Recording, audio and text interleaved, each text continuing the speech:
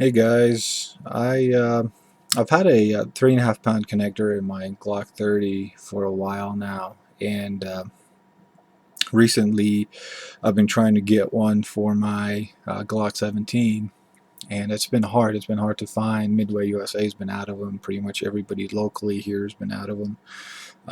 I finally found one on Cheaper Than Dirt. It's a Lone Wolf manufactured by Lone Wolf. Part number GNS 157. So, and these pretty much fit any Glock. So I figured while I'm putting it in, might as well record it so I could show you guys how it's done. Most of you probably already know, but for those of you who don't, I think it would be a good video.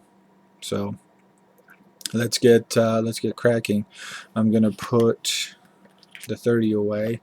That 3.5 pound connector improves accuracy by quite a bit. I really like it. Really enjoy that. So let's put that guy away. And what we'll do, first things first, is we don't want to hurt ourselves or anybody around us. We're going to check, make sure the gun's empty. It's empty. We'll pull the trigger, point it in a safe spot, and pull the trigger. So what you're going to need for this are a couple of punches. If you have a Glock tool, that'll work just fine. But a couple of punches. I have a 3/32 punch and a 1/8 punch, basically. That's all you're going to need as far as punches are concerned. Next one is a screwdriver. It needs to be a flathead. Has to be a flathead. Try to get as thin and as wide of a flathead as you possibly can. That way you're not going to hurt your gun too much. And then just a little bit of lube. This is M Pro 7. I've been using it. It's penetrating oil, so it's pretty nice. I haven't had any issues with it. Some people put grease in there.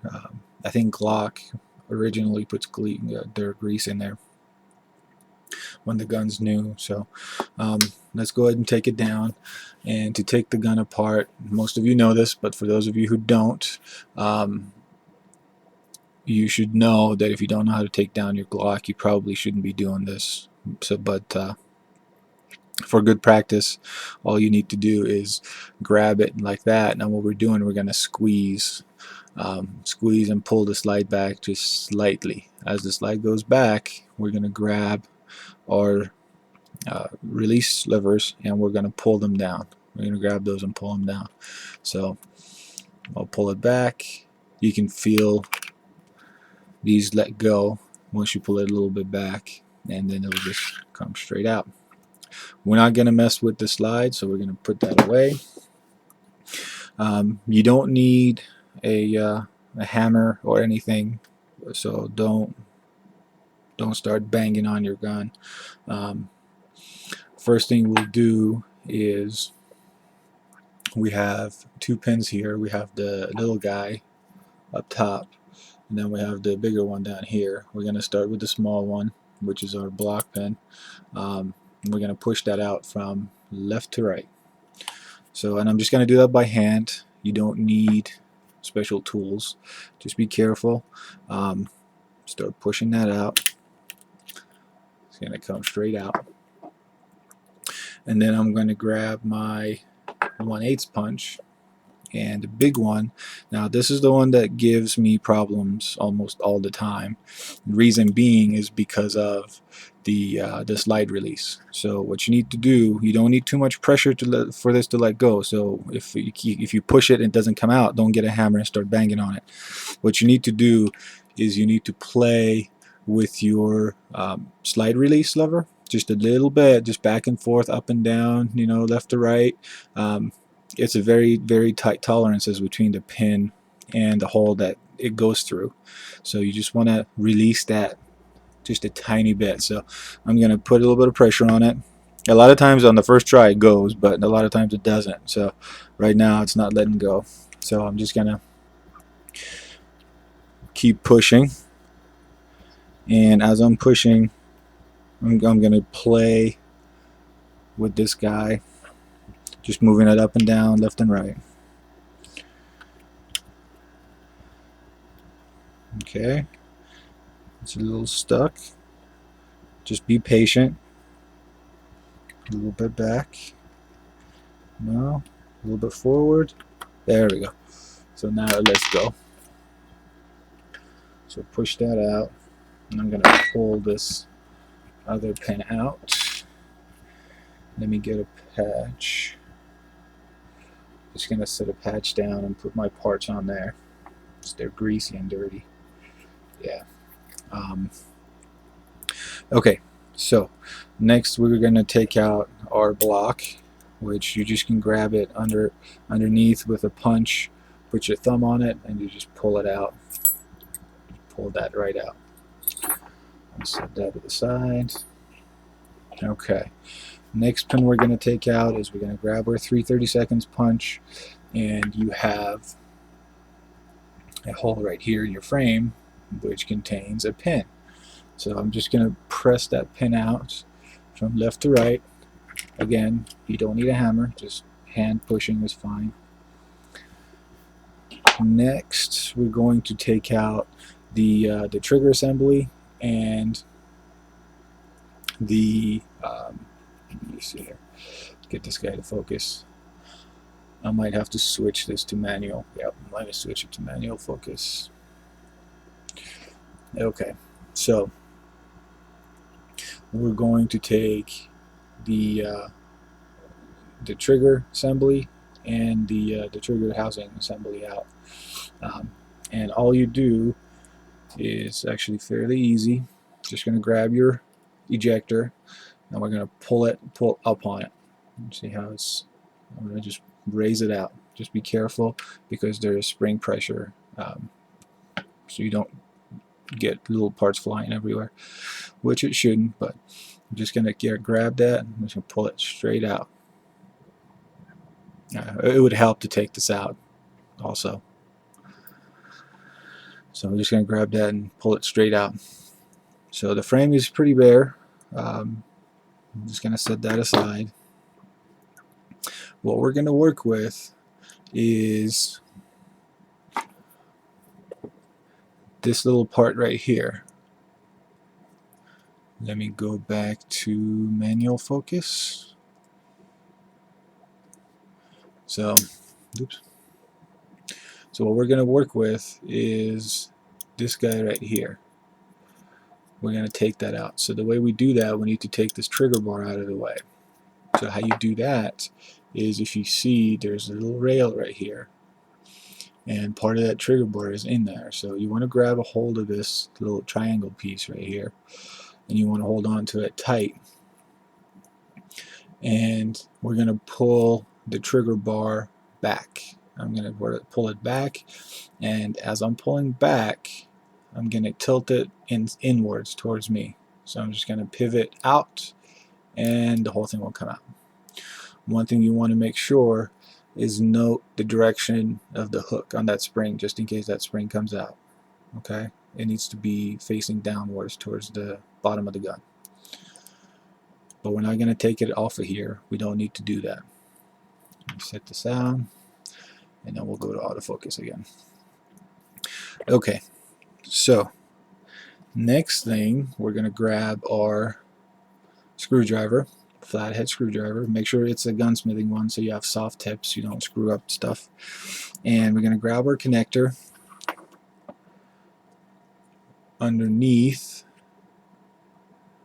See that little gap right there? What I'm going to do is I'm going to put my screwdriver in that gap, and I'm just going to slowly pry it out of there. Just don't put too much pressure on it. You don't want to screw it up. Just going to grab it firmly, work the screwdriver in, and I'm going to just twist, and it's going to come out. So here's our connector. Let's go back to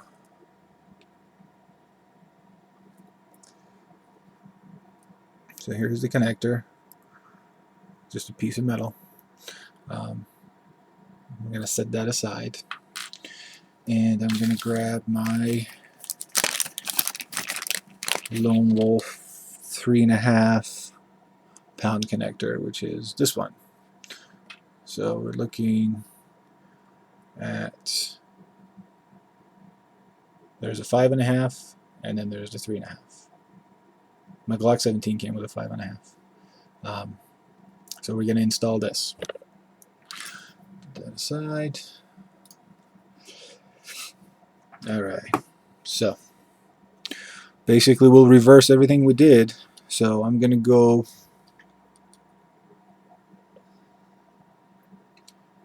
in my block. This is the part that goes into the block, so we're going to go in that little hole right there with the claw pointing outwards. So I'm just going to put that in, and it's all hand operations. You don't need to bang on it with a mallet or a hammer. Just press that down. It's going to resist you a little bit, but it's okay. Just make sure when you put pressure on it to put the pressure back here, not up here. We don't want to bend this any more than we have to. So put the pressure back here. I'm just gonna press that down till it's nice and flush up here. Focus. All right. So I'm gonna go back to manual focus, and so the way we're gonna pop this back in is, well, let's do this first actually before we pop it in. Let's put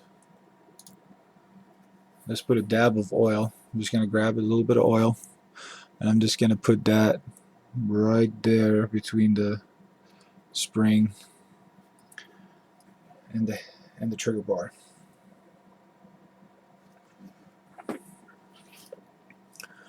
Okay, so yeah, you see where I put that? It's right there between the hammer and the trigger bar. So the trigger bar we're going to install the same way we pulled it out. We're just going to go in reverse order. So I'm just going to set it in there, pull it back, and I'm going to pivot inside. So I'm going to pull it back, pivot inside, and then just gently lower it forward. I usually go a couple of times to get that oil in there. So that's in there. Put your thumb on there so it doesn't go flying out. Grab your frame, and we're going to set the trigger inside, and then we'll put the trigger assembly housing right in its hole, and we're just going to push that down, and it'll click in place. Push that trigger down. In the whole process, you just got to make sure when you're doing this, make sure that all these holes match up. Make sure all your holes line up. Let me see here. See how the trigger, the hole on the trigger itself, needs to match up to the bottom hole, not the top hole. Be careful. You need to match it to the bottom hole. All right. Next, we are going to put our block in. Just put that in and push it down. Then make sure the housing is set, and you're going to grab your frame pin, your trigger housing pin, which is just a straight plastic pin. The other two have indentations on them, so you can tell. Yeah, see, this is the one that goes in your frame and behind the back strap. This guy is your block pin. So, and this is polymer. You won't make a mistake.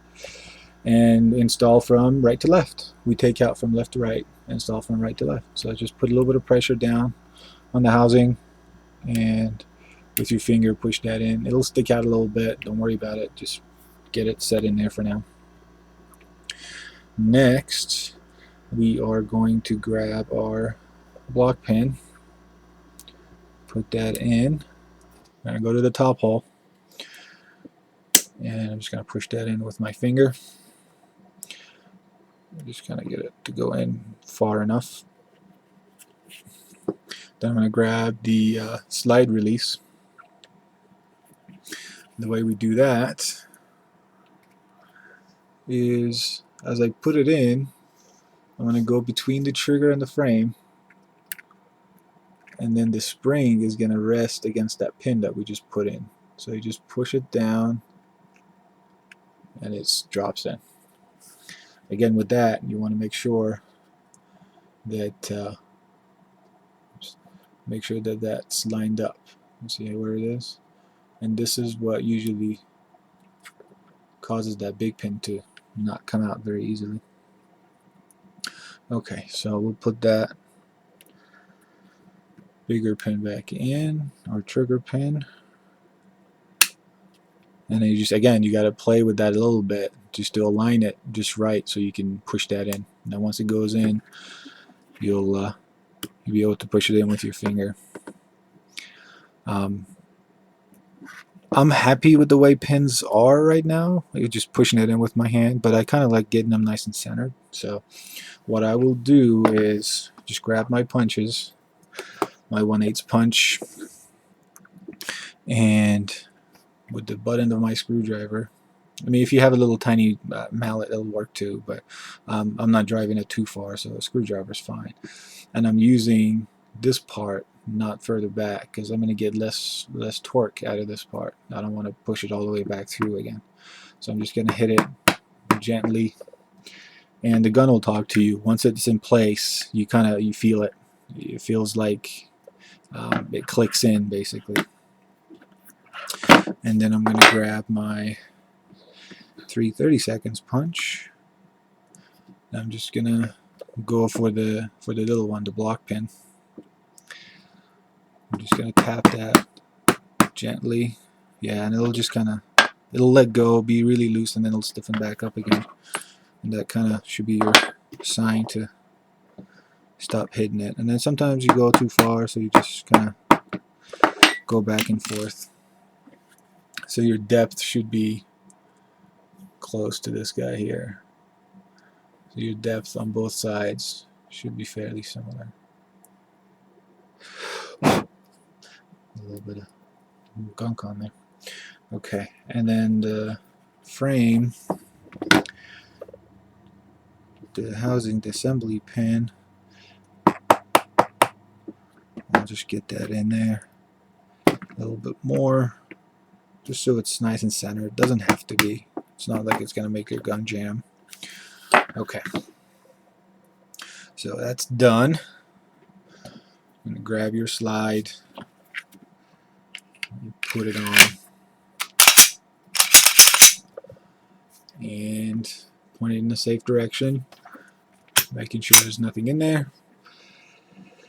And nice. Wow, that's a very big, very nice difference. So I would highly recommend you guys, if you have the money. It doesn't cost that much, and I don't know if Cheaper Than Dirt is watching.